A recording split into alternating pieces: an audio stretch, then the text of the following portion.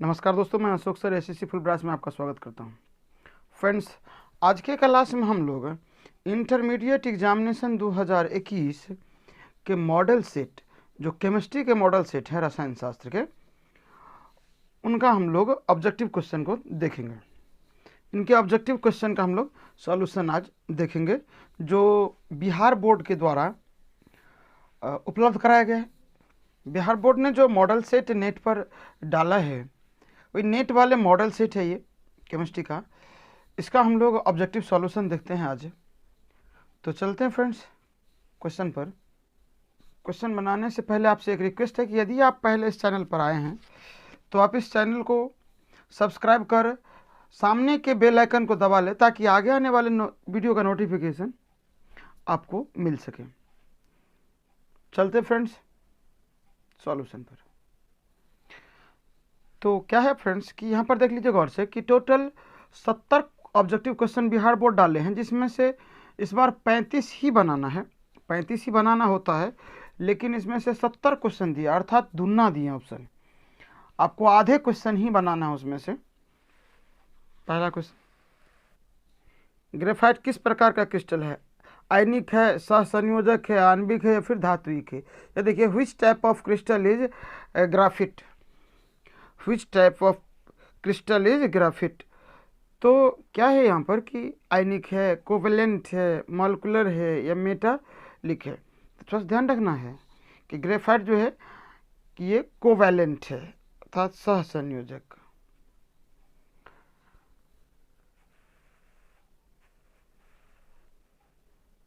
दूसरा क्वेश्चन है, पिंड केंद्रित घनाकार इकाई सेल में परमाणुओं की संख्या होती है। पिंड केंद्रित घनाकार इकाई सेल में परमाणुओं की संख्या होती है। थोड़ा सा इंग्लिश में देख लेते friends. The number of atom present in a body centred cubic unit cell is. तो बॉडी सेंटर्ड में क्या होता है फ्रेंड्स कि कोने पर 8 कोने होते हैं, और 8 कोने पर प्रत्येक पे 1/8, अर्थात ये हो जाती है, और एक बॉडी में होती है एक, दोनों मिला के बन गया 2, तो इसमें 2 होते हैं। तो कितने होते हैं? 2 परमाणु होते हैं, 2 एटम्स प्रेजेंट होते हैं बॉडी सेंटर्ड में, बीसीसी में।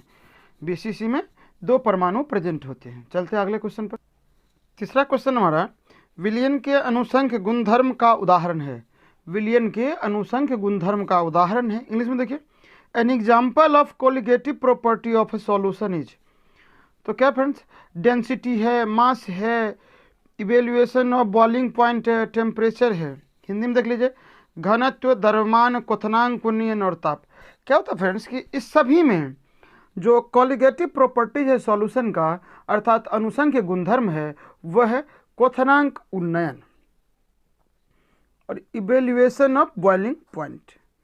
ये है इसका विलयन का अनुसंख्य गुणधर्म।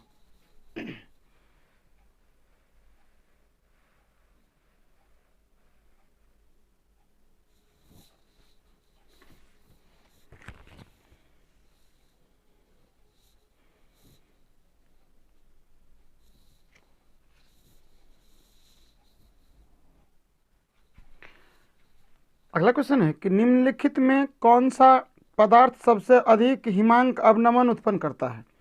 निम्नलिखित में से कौन सा पदार्थ सबसे अधिक हिमांक अवनमन उत्पन्न करता है?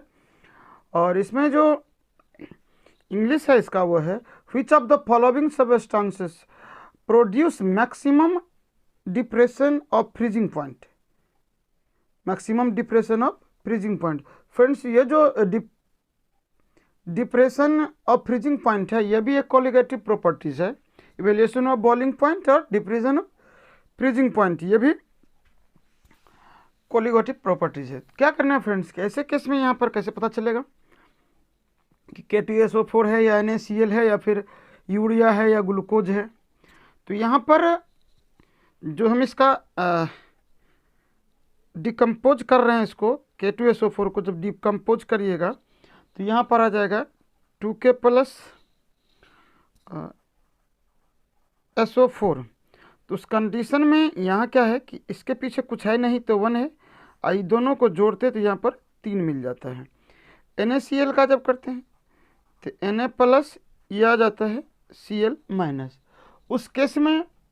और यहाँ क्या है कि इसका जब हमने किया तो इसमें डिकम्पोज करके यहाँ भी एक मिला और एक यहाँ भी मिला, ये दोनों मिल के क्या हो जाएगा, 2 आयन हो जाएगा। और यहाँ ये तो प्लस था फ्रेंड्स, यहाँ माइनस माइनस होगा, और ये डिकम्पोज नहीं हो सकता और ये भी डिकम्पोज नहीं हो सकता क्योंकि ये दोनों नॉन आयनिक है। तो ऐसे केस में क्या होगा कि जिसकी अधिक होती है, यहाँ पर जो ये जो अणुओं संख्या है तोड़े हमने आयन, इसका जो संख्या जिसका अधिक होगा वही इसका आंसर होगा, इसलिए आंसर हो गया K2SO4, K2SO4। अगला क्वेश्चन है कि द्रवित NaCl के वैद्युत अपघटन से कैथोड पर मुक्त होता है। द्रवित NaCl के वैद्युत अपघटन से कैथोड पर मुक्त होता है। A chlorine, B sodium, C sodium amalgam, D hydrogen. तो यहाँ क्या है कि इसका इंग्लिश देख लेते हैं। The substances deposited at cathode during the electrolysis of molten NaCl। तो देखते हैं फ्रेंड्स क्या होगा कि NaCl का, तो यहाँ क्या होगा कि NaCl को जब यहाँ पर हम तोड़ रहे हैं, NaCl इसका जब डिकम्पोज होगा, जब डिकम्पोज करेंगे तो ये प्लस Cl माइनस। अब क्या होगा कि यहाँ Na प्लस जो है एक इलेक्ट्रॉन लेकर Na बन जाएगा और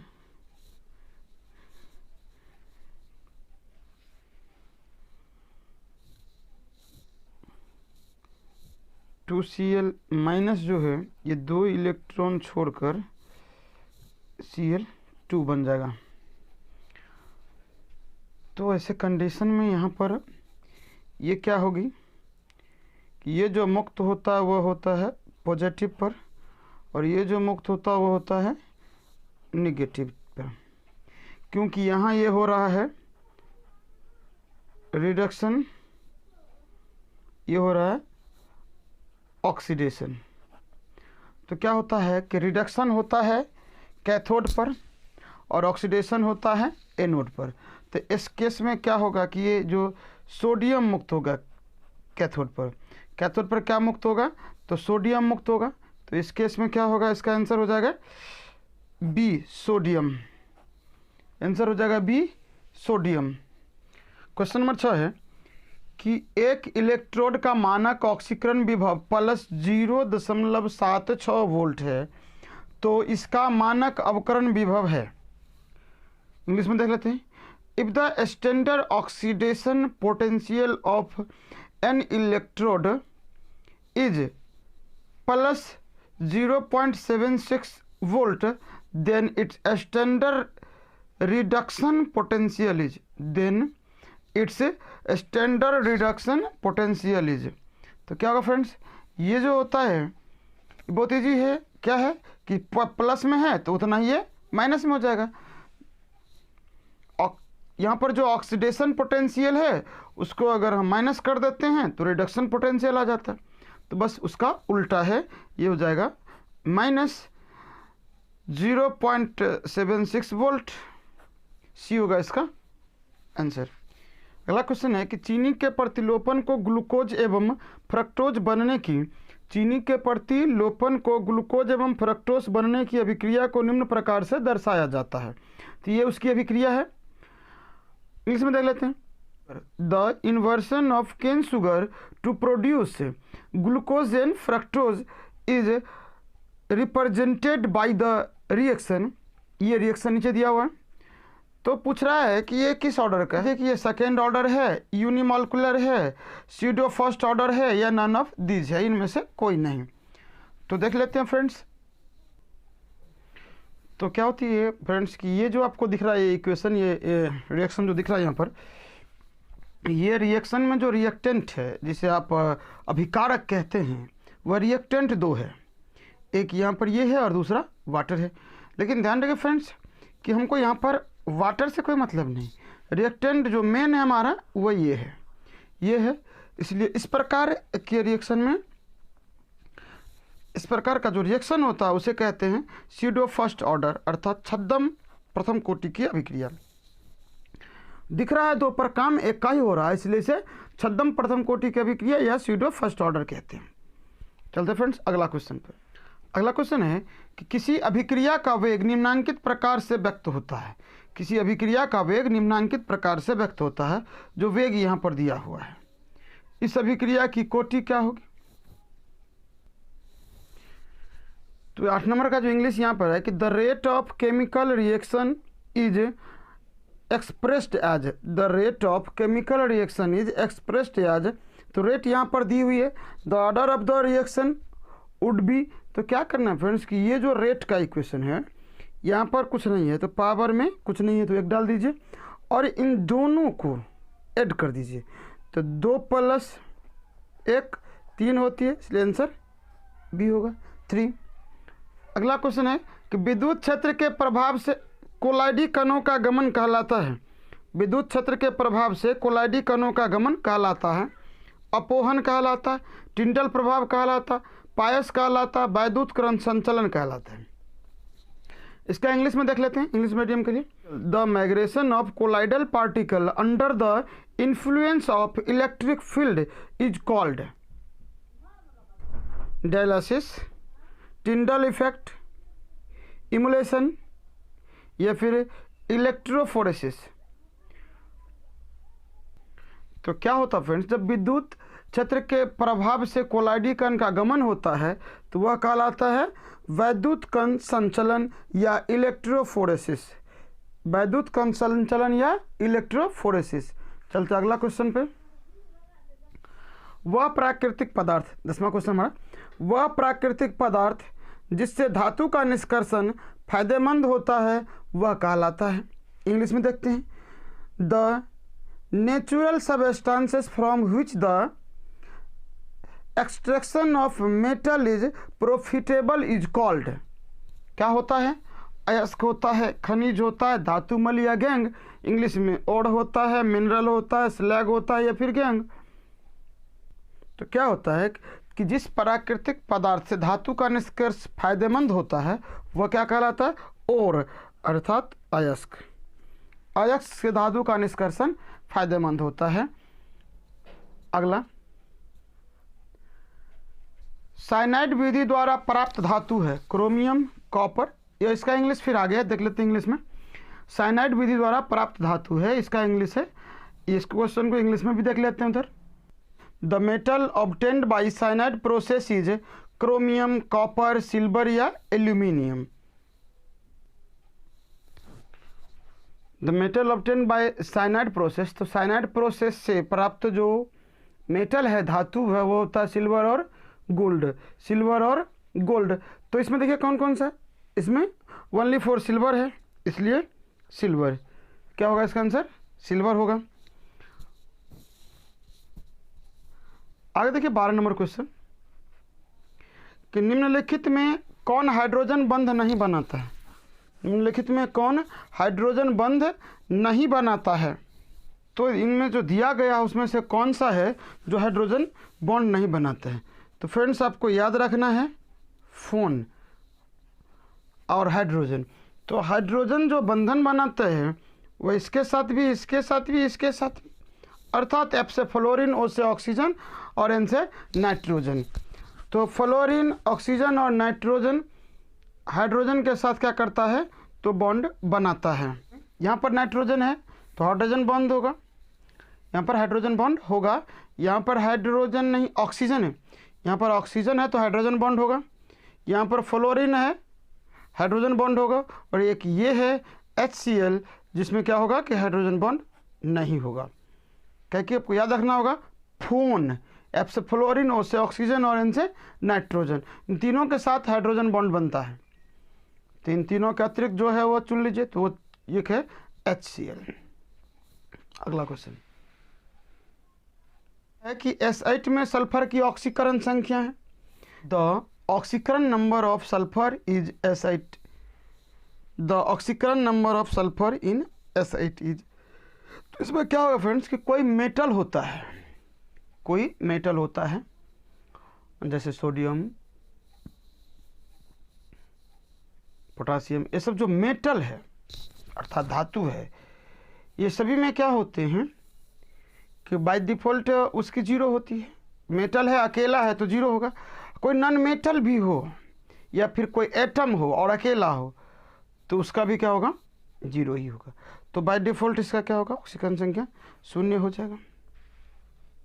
आगे, निम्नलिखित यौगिक में सबसे प्रबल अम्ल है। निम्नलिखित यौगिक में सबसे प्रबल अम्ल है, तो प्रबल अम्ल कौन सा है? तो यहाँ पर देखिए फ्रेंड्स, ये जो आपका HF है, ये HF है, हाइड्रोजन फ्लोराइड, ये क्या होगा कि एक कहता है कि निम्नलिखित यौगिक में सबसे प्रबल कौन है। तो क्या होता है फ्रेंड्स कि अगर बॉन्ड मजबूत होगा अर्थात बॉन्ड लेंथ छोटा होगा तो उस केस में वो हाइड्रोजन आयन मुक्त नहीं होगा। तो देखते हैं फ्रेंड्स यहाँ पर कि यहाँ जो ये चार है, चार में से क्या है, तो सबसे पहले फ्लोरीन आता है तो HF देख लेते हैं। इसके बाद क्लोरीन आता है तो HCl देख लेते हैं। इसके बाद ब्रोमीन आता है तो HBr देख लेते हैं। और इसके बाद H आयोडीन आता है तो HI देख लेते हैं। तो क्या होगा, इसका बॉन्ड लेंथ थोड़ा छोटा होता है, इसका इससे बड़ा होता है, इसका इससे और बड़ा होता है और इसका सबसे बड़ा होता है। ये बॉन्ड लेंथ जो है वो सबसे बड़ा होता है। तो जिसका भी बॉन्ड लेंथ सबसे बड़ा होता है वह क्या होते हैं, कमज़ोर होते हैं। सबसे क्या होता है, कमज़ोर होता है, डिकम्पोज हो सकता है। तो सबसे प्रबल अम्ल वही होगा जिसका बॉन्ड लेंथ सबसे बड़ा होगा, जो आसानी से टूट जाएगा। तो ये हो गया DHI, क्योंकि जो भी डिकम्पोज करके हाइड्रोजन आयन देगा, लेकिन ये जल्दी में दे देता है क्योंकि बॉन्ड लेंथ इसका लंबा है। जब हाइड्रोजन आयन दे दिया तो वह प्रबल अम्ल हो गया, अर्थात वो एसिड है, तो इसलिए ये होगा HI। क्या होगा, HI होगा। अगला देखिए 15 नंबर, गोताखोरी में शोषण हेतु यंत्रों में किन गैसों का मिश्रण प्रयुक्त होता है। यंत्रों में किन गैसों का मिश्रण प्रयुक्त होता है। A nitrogen plus oxygen plus krypton, B neon oxygen krypton, C helium oxygen nitrogen और D क्रिप्टन ऑक्सीजन नियॉन। थोड़ा सा इंग्लिश में भी देख लेते हैं क्या है।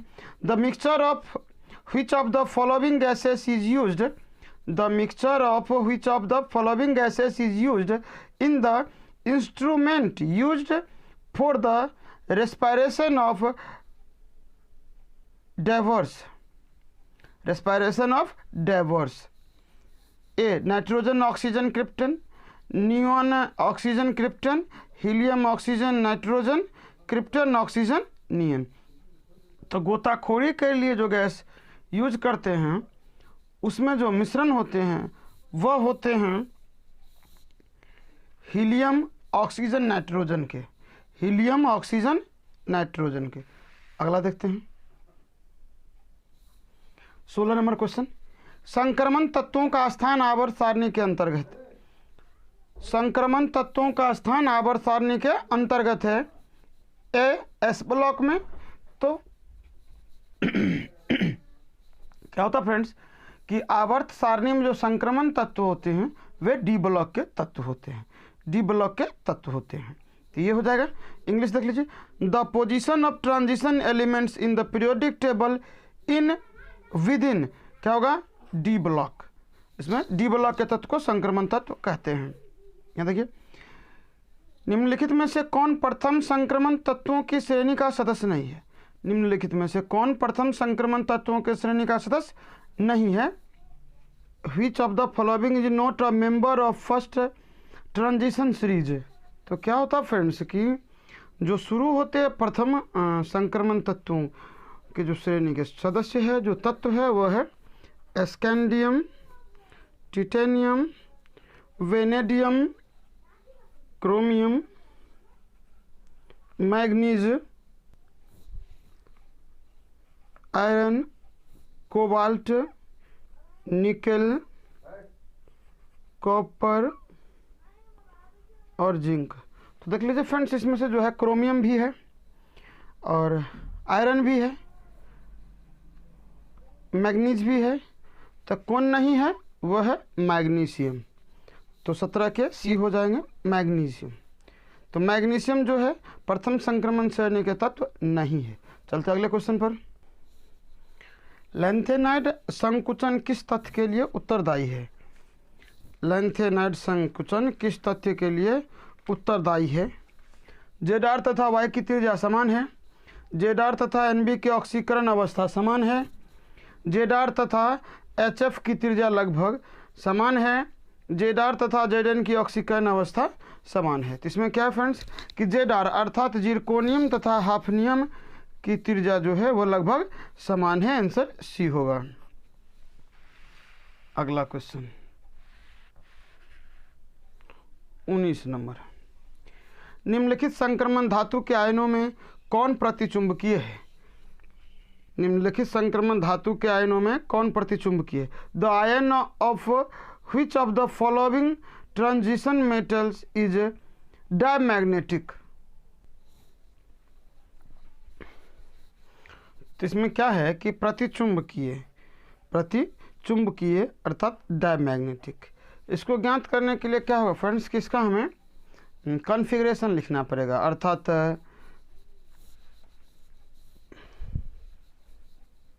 तो इसका जो कॉन्फ़िगरेशन है इसका क्या होगा, इसको ज्ञात करने के लिए इसका कॉन्फ़िगरेशन लिखना होगा। देखिए कॉन्फ़िगरेशन लिखते हैं सबका अलग अलग, सबका कॉन्फ़िगरेशन अलग अलग लिखते हैं।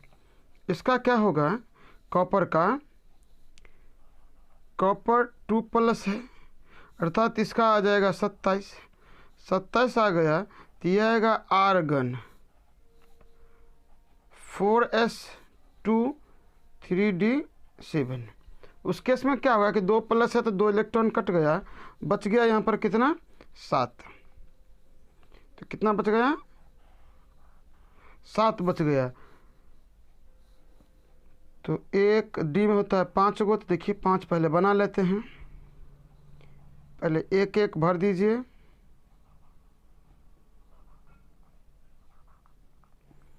अब देखिए उधर से उल्टा भी भरता है। तो क्या गो बच गया, इधर 3 गो बच गया। जब बच गया तो वह तो डायमैग्नेटिक नहीं पैरामैग्नेटिक होगा। अब निकेल में देखिए, तो निकेल का होता है यहाँ पर 28 + 2 है, तो वही एक इसका 8 बढ़ जाएगा।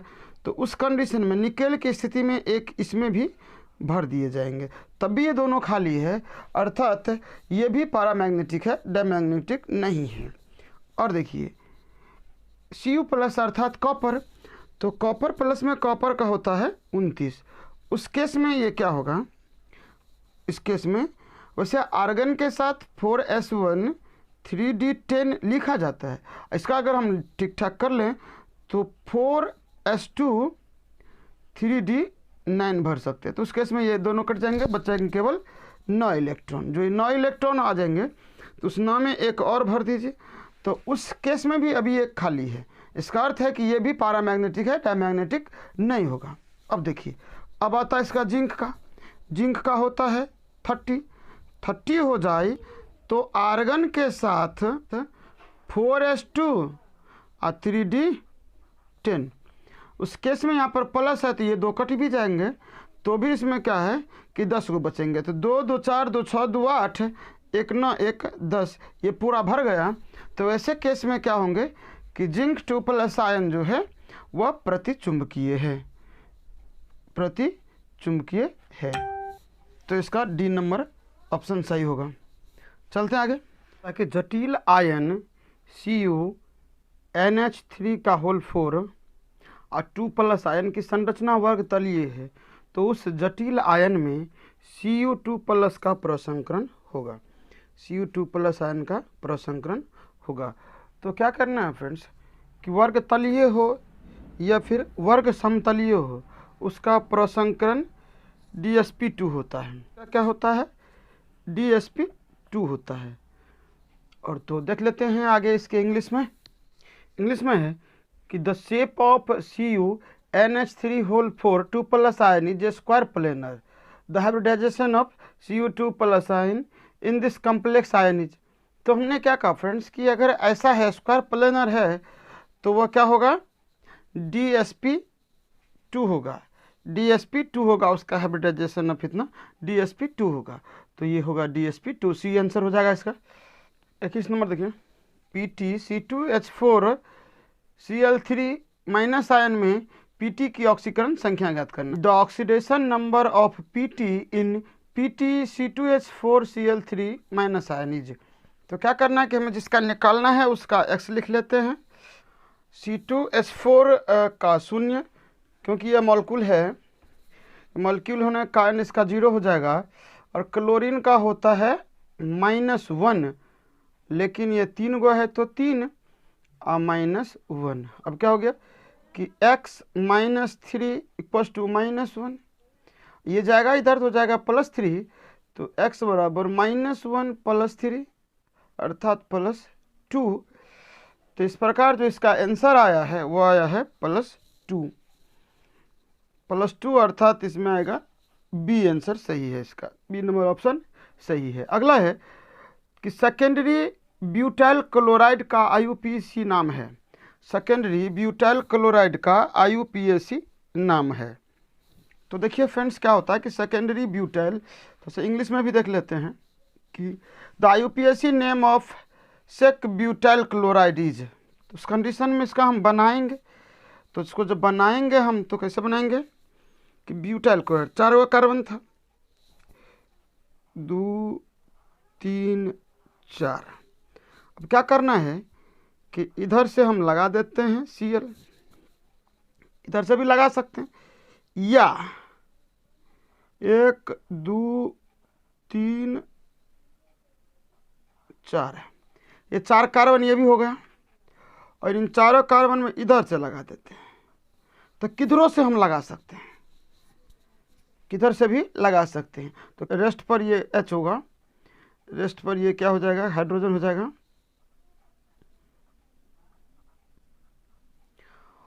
कि जिधर से मिल जाए हाइड्रोजन नेम उधरे से शुरू करते हैं, तो क्या होगा 2 क्लोरोब्यूटेन, 2 क्लोरोब्यूटेन। देखिए 1 2, इधर से भी शुरू करें तो 1 2, तो क्या होगा 2 क्लोरोब्यूटेन। ऑप्शन बी सही है इसका, बी क्लोरोब्यूटेन।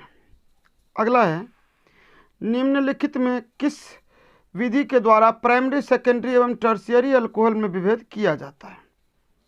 निम्नलिखित में किस विधि द्वारा प्राइमरी, सेकेंडरी एवं टर्शियरी अल्कोहल में विभेद किया जाता है। थोड़ा सा इसका हम इंग्लिश भी देख लेते हैं। Which of the following methods are use to distinguish primary, secondary and tertiary alcohol. तो क्या करना फ्रेंड्स, किसमें देखना है कि किसके द्वारा होता है। तो oxidation method, Lucas agent method, Victor Meyers method, all of these. तो इसमें क्या होगा फ्रेंड्स कि ऑल ऑफ दीज इसका आंसर होगा, इस सभी के द्वारा किया जाता है। निम्नलिखित में किसका प्रयोग निश्चेतक के रूप में होता है। निम्नलिखित में से किसका प्रयोग निश्चेतक के रूप में होता है। Which of the following is used as an anaesthetic. Which of the following is used as an anaesthetic. और जैसा जिस प्रकार से ये इसका है, निम्नलिखित में से किसका प्रयोग निश्चेतक के रूप में होता है। पहला ऑप्शन है क्लोरोफॉर्म, दूसरा आयोडोफॉर्म, तीसरा एसिटिलीन, और चौथा है मीथेन। इजी है, एक क्लोरोफॉर्म होगा इसमें क्लोरोफॉर्म होगा आंसर, क्लोरोफॉर्म। अगला, कैल्शियम एसीटेट को गर्म करने से निम्नलिखित में से कौन प्राप्त होता है। कैल्शियम एसीटेट को गर्म करने से निम्नलिखित में से कौन सा प्राप्त होता है। तो सबसे पहले एक रफ यूज करते हैं। रफ में देखिए, calcium acetate CH3 bond C double bond O, O Ca, O C double bond O CH3। जब इसे गर्म करते हैं तो ये मिलके क्या बन जाता है CaCO3, और प्लस में आता है CH3 bond C double bond O CH3, अर्थात ये एसीटोन बनता है। क्या बनता है? एसीटोन बनता है, ये बन जाता है एसीटोन। तो देख लीजिए यहाँ पर यह भी क्लियर है। तो क्या प्राप्त हुआ इनमें से? हमें एसीटोन प्राप्त हुआ। कैल्शियम एसीटोन को गर्म करने से जो प्राप्त होता है वो क्या है? एसीटोन है। चलते हैं अगला क्वेश्चन पर। एल्कोहल में कौन रहता है? एल्कोहल में कौन रहता है? Which one is present in an alcohol? Alcohol में क्या रहता है? तो एल्कोहल में फ्रेंड्स तो साफे दिखता है कि बॉन्ड OH क्रियाशील मूलक रहता है। ऑप्शन ए सही है। कि यहाँ पर कि प्राइमरी एमीन का क्रियाशील मूलक निम्नलिखित में से कौन है? प्राइमरी एमीन का क्रियाशील मूलक निम्नलिखित में से कौन है? तो देखिए क्या होता है कि एमीन में कि नाइट्रोजन के साथ 3 बॉन्ड होता है और तीनों पर हाइड्रोजन होता है। तो जब एक बॉन्ड से नाइट्रोजन विस्थापित हो जाए तो प्राइमरी, दूगों से विस्थापित हो जाए तो सेकेंडरी, और तीनों से विस्थापित हो जाए तो उसे टर्शियरी कहते हैं। तो ऐसे केस में क्या होगा कि एक बॉन्ड से विस्थापित है वो है प्राइमरी, इसलिए बी ऑप्शन होगा सही। यहाँ पर देखिए कि तनु एवं अल्प क्षारीय KMnO4 के घोल को कहा जाता है। तनु एवं अल्प क्षारीय KMnO4 के घोल को कहा जाता है। ए है पेंटॉन अभिकर्मक, बी ल्यूकास अभिकर्मक, सी वेयर अभिकर्मक और डी तोलन अभिकर्मक। तो जिस भी यौगिक में क्या होता है कि तनु और अल्प क्षारीय मतलब दोनों साथ साथ हो तो उसको हम कहते हैं बेयर अभिकर्मक। तो ये हो जाएगा बेयर अभिकर्मक। अगला क्वेश्चन हमारा, फिनोल को जस्ता के चूर्ण के साथ उबालने पर निम्नलिखित में से क्या बनता है? तो भैया फिनोल है यहाँ, ये है फिनोल,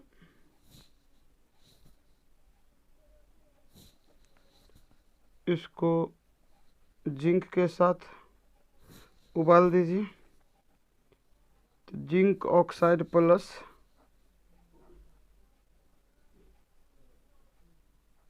बेंजीन, तो ये बन जाएगा benzene. Which of the following is obtained when phenol is heated with zinc? तो जिंक के साथ अगर फिनॉल को गर्म करते हैं या उबालते हैं तो क्या बनता है? बेंजीन बनता है, बेंजीन। अगला, कार्बोक्सिलिक अम्लों का क्रियाशील मूलक है।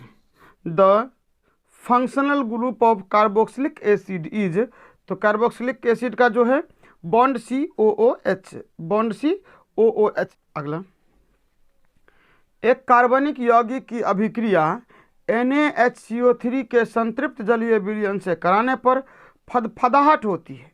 तो निम्न में से वह कौन सा यौगिक है? निम्न में से वह कौन सा यौगिक है? इसमें दिया हुआ है कि एक फदफदाहट शब्द है। ये फदफदाहट किसके कारण होता है? तो फदफदाहट जब भी होगा वो होगा CO2 के कारण। तो अब देखिए कि इनमें से कौन सा है जो क्या उत्पन्न करेगा? तो CO2 उत्पन्न करेगा। कि एल्केन में एक भी कार्बन फिजूल नहीं है जिससे कारण वो क्या हो कि CO2 बना सके। एल्कीन में भी नहीं है, वो भी संतुलित है। एसिटिक अम्ल में एक कार्बन है, एथिल अल्कोहल में भी नहीं है, इसीलिए एसिटिक अम्ल इसका आंसर होगा जो CO2 बनाएगा। अगला क्वेश्चन है, एस्टर को निम्नलिखित में से किस सूत्र द्वारा व्यक्त किया जाता है? तो एस्टर के लिए क्या होता है फ्रेंड्स कि COOR होता है और उसके लेफ्ट साइड में भी एक R लगता है। तो इस प्रकार ये हो जाएगा BRCOOR।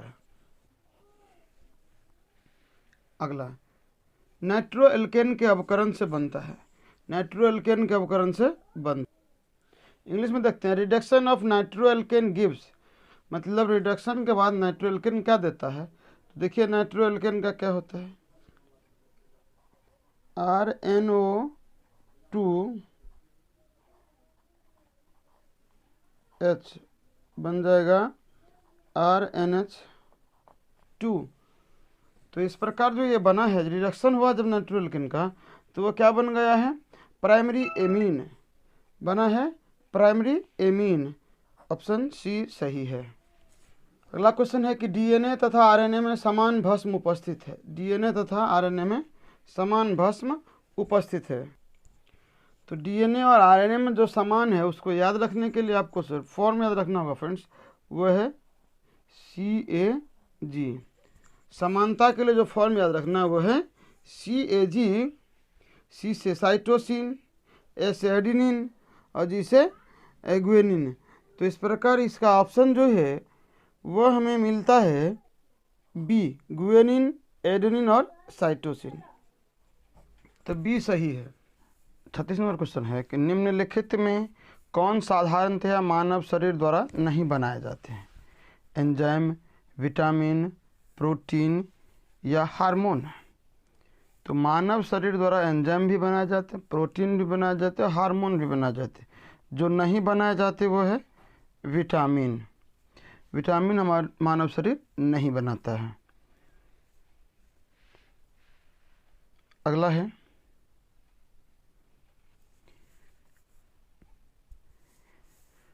निम्नलिखित में किस बहुलक में एमाइड बंद होता है? निम्नलिखित में किस बहुलक में एमाइड बंद होता है? नायलॉन, 6,6, टेरिलीन, टेफ्लॉन या बेकेलाइट? तो एमाइड बंद जो होता है वो होता है नायलॉन 6,6 में। अगला क्वेश्चन है कि ऑरलॉन एक बहुलक है। ऑरलॉन एक बहुलक है टेट्राफ्लोरोएथीन का, एक्रिलोनाइट्राइल का, एथेनोइक अम्ल का या बेंजीन का? इंग्लिश में देखिए, A Orlon is a polymer of. Orlon is a polymer of.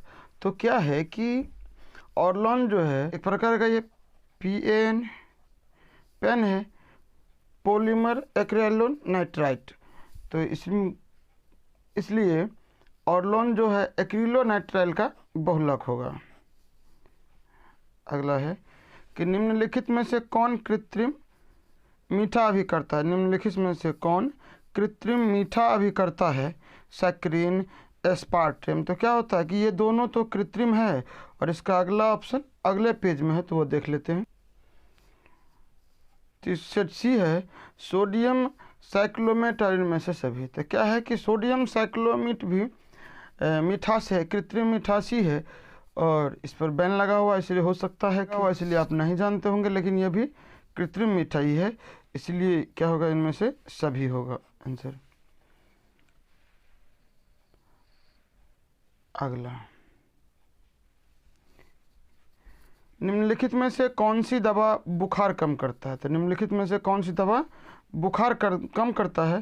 तो इसमें से जो बुखार कम करने वाली दवा है वो है एंटीपायरेटिक।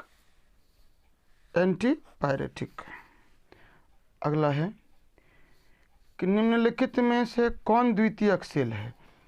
तो क्या होता है फ्रेंड्स, जो द्वितीयक सेल होता है उसका अर्थ होता है कि जिसे हम बार बार यूज कर सके, चार्ज करके बार बार यूज कर सके, वो द्वितीयक सेल होता है। प्राइमरी सेल हुआ होता है जो दोबारा चार्ज ना हो सके, एक बार यूज कर लिया तो फिर फेंकना पड़े। जैसे टॉर्च की बैटरी एक बार यूज करके हम फेंक देते हैं, परंतु मोबाइल की बैटरी हम बार बार चार्ज करते हैं, तो वो होगा। लेक्लांशिया सेल भी क्या है, प्राइमरी है। सांद्रण सेल प्राइमरी है, पर लेयर स्टोरेज क्या है कि ये द्वितीयक है। अगला है अधिशोषण की प्रक्रिया होती है। अधिशोषण की प्रक्रिया होती है द प्रोसेस ऑफ एडसॉर्प्शन। तो क्या होती है कि अधिशोषण की प्रक्रिया कहाँ होती है? तो एक पृष्ठ घटना है, तो यह पृष्ठ पर होती है। ऑप्शन बी सही है। अगला क्वेश्चन है कि निम्नलिखित में से सबसे प्रबल अम्ल कौन है? निम्नलिखित में सबसे प्रबल अम्ल कौन है? तो क्या फ्रेंड्स कि ये सभी एसिटिक अम्ल है, ये सभी एसिटिक एसिड है और ये तो नॉन क्लोरीन एसिटिक अम्ल है और इसमें एक क्लोरीन है, मोनोक्लोरीन है, इसमें डाई है, इसमें ट्राई है। तो क्या होती है, क्लोरीन की संख्या जिसमें ज़्यादा होगी वो उतना प्रबल अम्ल होगा। तो ये डी ऑप्शन सही है इसका। अगला है अगला, निम्नलिखित में टर्शियरी एमीन कौन है? निम्नलिखित में टर्शियरी एमीन कौन है? तो यहाँ क्या है कि एमीन जो होती है वह एमीन में नाइट्रोजन के साथ 3 बॉन्ड होता है। अगर इन तीनों बॉन्डों के साथ हाइड्रोजन जुड़ा हुआ है तो वो टर्शियरी अमीन नहीं है। जितना हाइड्रोजन से जुड़ा होगा, जितना बॉन्ड हाइड्रोजन से खाली होगा, उसके साथ कार्बन लगा होगा, वो टर्शियरी अमीन होगा। तो देखिए इसमें 2 बॉन्ड हाइड्रोजन से जुड़ा है, मतलब 1 बॉन्ड हाइड्रोजन से खाली है, मतलब जो कार्बन से लगा है तो प्राइमरी है। इसमें कितना है कि 2 बॉन्ड कार्बन से लगा है, तो ये द्वितीयक है। और ये जो है तीनों बॉन्ड कार्बन लगा हुआ है, तो ये टर्शियरी है, तो ये होगा सी।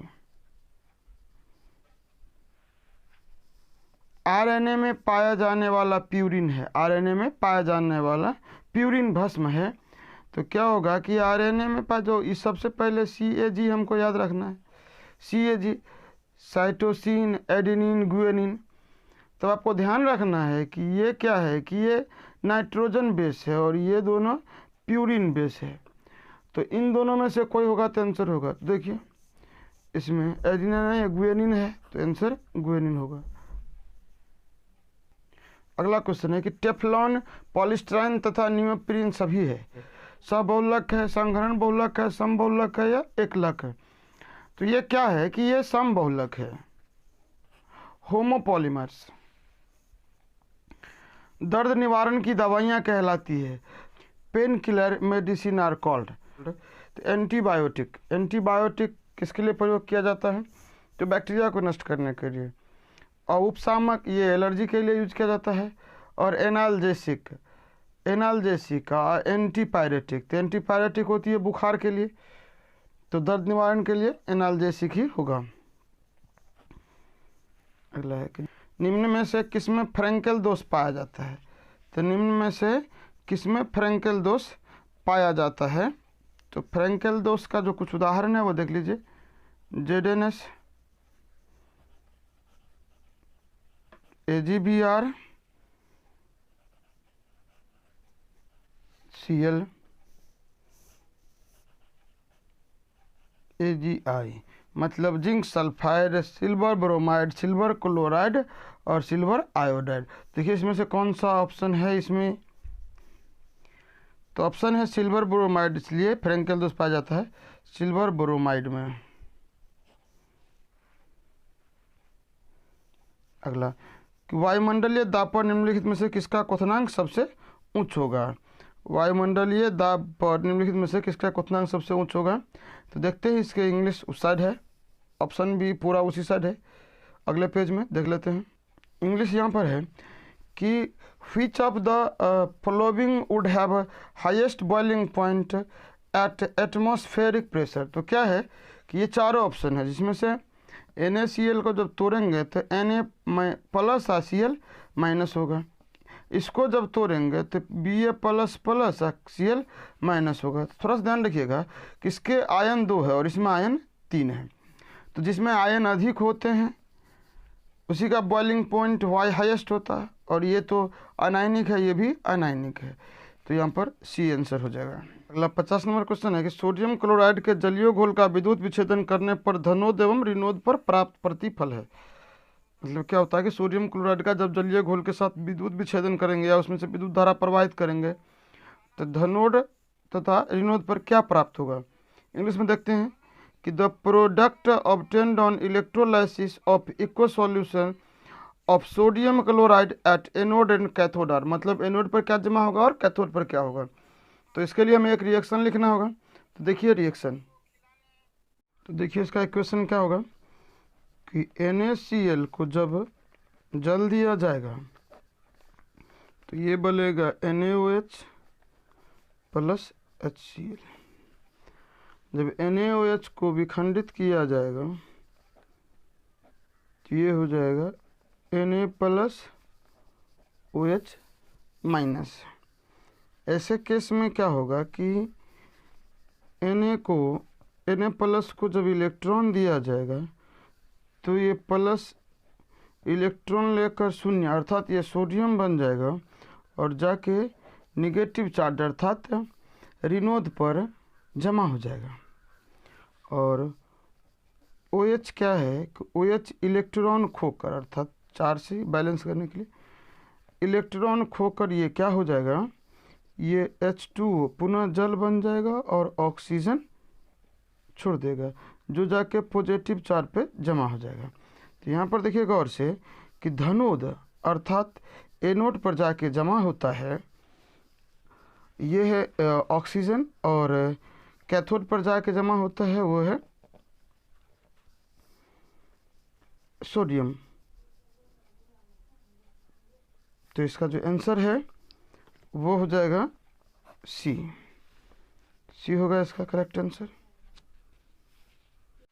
अगला क्वेश्चन है कि जल में H2O प्लस Cl2, जल में H2O प्लस Cl2 2HCl अभिक्रिया की कोटि है। The order of the reaction H2 plus Cl2 equals to 2HCl over water is. तो ये क्या है कि ये प्रकाशीय अभिक्रिया है, फोटोकेमिकल रिएक्शन है, प्रकाशीय अभिक्रिया फोटोकेमिकल रिएक्शन, इसलिए यह जीरो ऑर्डर होगा। तो ऑप्शन होगा डी। अगला, किसी गैस के ठोस सतह पर अधिशोषण की मात्रा निर्भर करती है। देखते हैं इसका। The amount of a gas absorbed on the surface of the solid depends. तो जो इसका इंग्लिश है, temperature of the gas, pressure of the gas, nature of the gas, on all of this above. इसका हिंदी भी यहाँ पर है कि गैस के ताप पर, गैस के दाब पर, गैस की प्रकृति पर, और उपयोग में से सभी। तो ये होगा इनमें से सभी, इनमें से सभी, ऑल ऑफ दिस।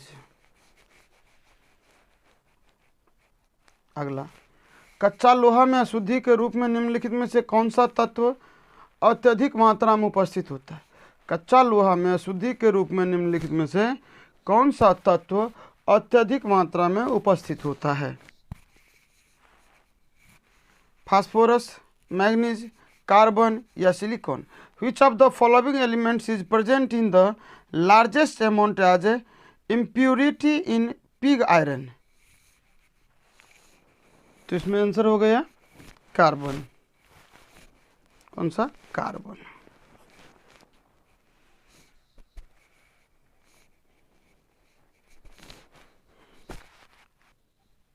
तक निम्नलिखित में से कौन सा ऑक्साइड उभयधर्मी है। Which of the following oxide is amphoteric. Amphoteric मतलब हुआ कि एक समय पे एक साथ वह दो गुण अप्लाई करता हो। तो दो गुण वाले तत्व इसमें से है जिंक ऑक्साइड, जो कभी एसिड के रूप में होता है तो कभी बेस के रूप में, अर्थात कभी अम्ल के रूप में तो कभी क्षार के रूप में, इसलिए जिंक ऑक्साइड, ZnO। अगला क्वेश्चन है कि निम्नलिखित में से सबसे प्रबल लेविस अम्ल कौन सा है। निम्नलिखित में से सबसे प्रबल लेविस अम्ल कौन सा है। BF3, BCl3, BBr3, BI3। Which among the following is the strongest Lewis acid? क्या होता है फ्रेंड्स? लेविस अम्ल का मतलब होता है जो इलेक्ट्रॉन लेता हो, जो इलेक्ट्रॉन लेता हो, और लेविस क्षार का मतलब होता है जो इलेक्ट्रॉन देता हो। जो तत्व, ये जो पदार्थ इलेक्ट्रॉन लेता है वह इलेक्ट्रोनिगेटिव होते हैं, इलेक्ट्रोनिगेटिव होते हैं। तो इलेक्ट्रोनिगेटिव का कर्म इसमें से देख लीजिए। तो सबसे ज़्यादा इलेक्ट्रोनिगेटिव होते हैं फ्लोरीन, इसके बाद होते हैं क्लोरीन, इसके बाद होते हैं ब्रोमीन, इसके बाद होते हैं आयोडीन। तो क्या हो गया कि सबसे अधिक इलेक्ट्रोनिगेटिव तत्व फ्लोरीन है, इसलिए BF3 सबसे प्रबल लेविस अम्ल होंगे। अगला क्वेश्चन है कि हीलियम का मुख्य स्रोत क्या होता है। हीलियम का मुख्य स्रोत क्या होता है।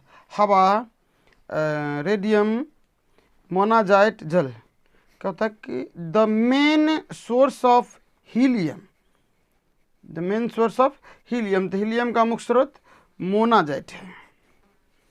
अगला क्वेश्चन है निम्नलिखित में कौन उपधातु है। Which of the following is metabolite. तो मेटाबोलाइट में आता है BSIGEAS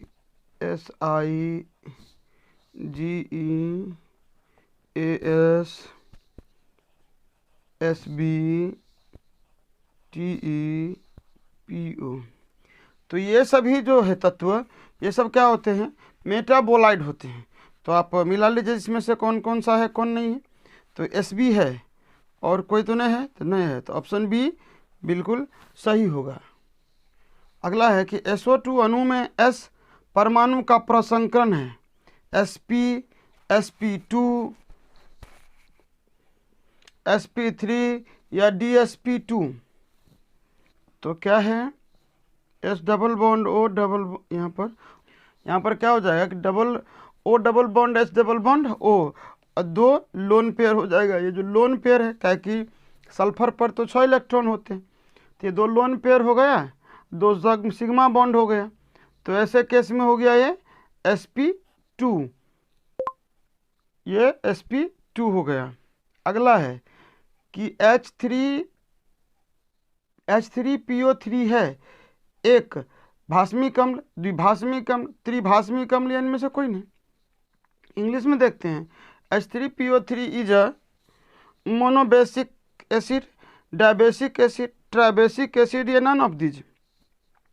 तो इसके लिए देखते हैं यहाँ पर POH डबल बॉन्ड OH, तो इसमें 2 OH बॉन्ड है, इसमें 2 OH बॉन्ड है, इसलिए ये द्विभास्मिक अम्ल अर्थात डायबेसिक एसिड होगा, डायबेसिक एसिड होगा।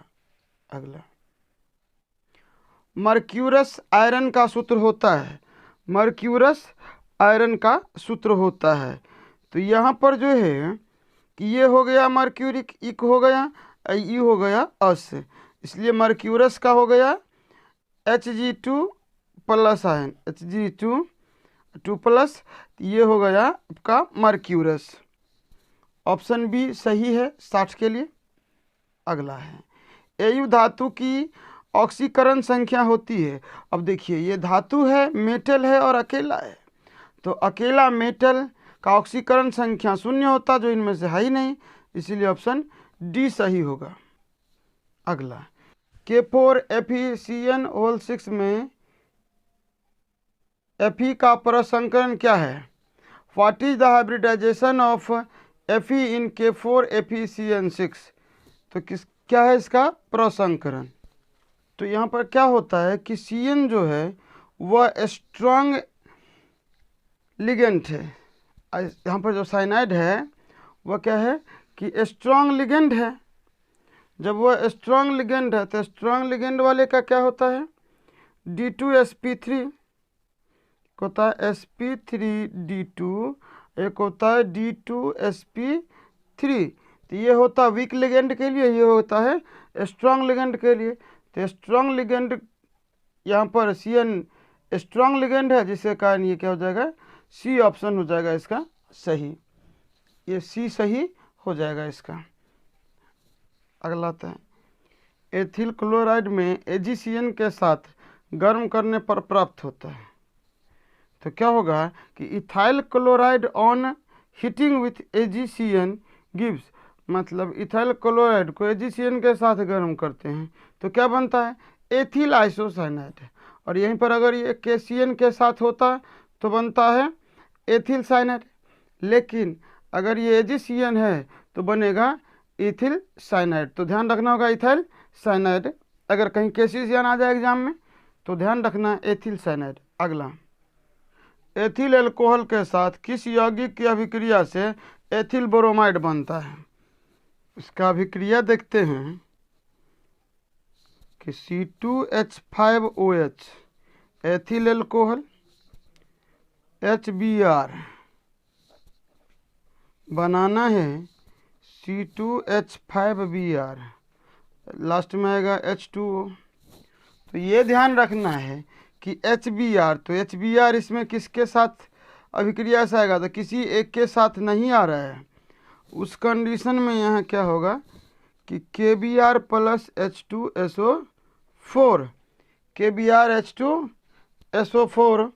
तो इसमें जो है आंसर हो जाएगा इसका KBr तथा सांद्र H2SO4 बी हो।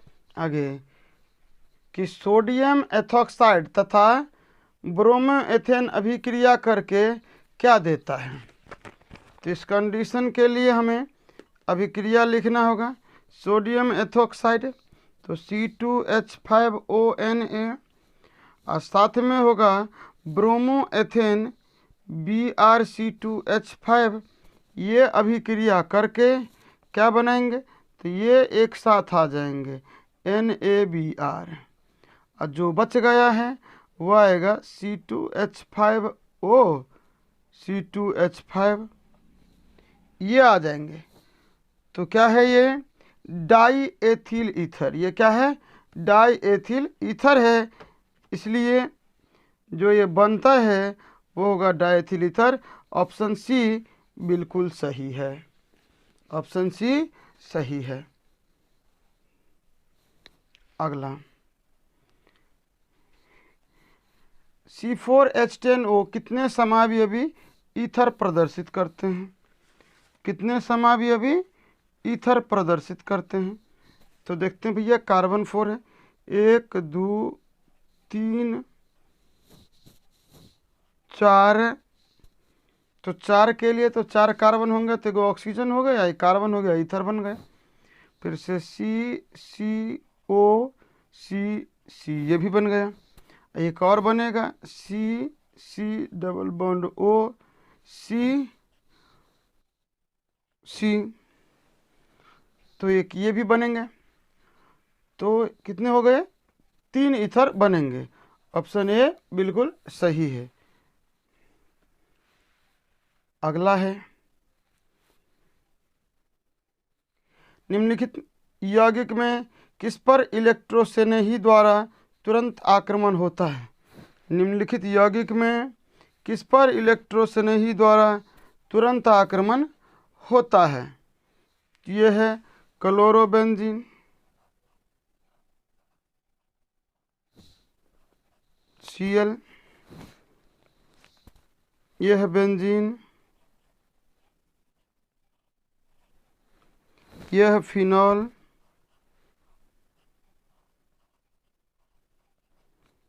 और यह है टॉल्यूइन।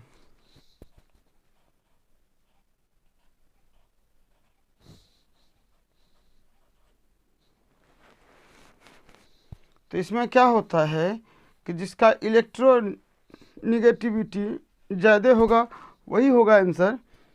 तो यहाँ पर ध्यान रखने वाली बात है कि इलेक्ट्रोनिगेटिविटी किस में है, तो O जो है इसके साथ बंधा हुआ है, इस कार्बन के साथ O एक है, तो यहाँ पर O की इलेक्ट्रोनिगेटिविटी ज़्यादा होती है।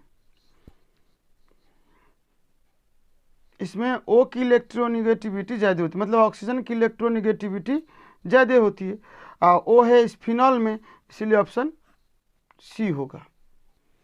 निम्नलिखित में से किसका उपयोग फॉर्मेलिन के रूप में होता है। निम्नलिखित में से किसका उपयोग फॉर्मेलिन के रूप में होता है, तो नाम है फॉर्मेलिन, फॉर्मल्डिहाइड। तो फॉर्मल्डिहाइड का उपयोग होगा। इसमें फॉर्मल्डिहाइड है, यहाँ पर ये HCHO।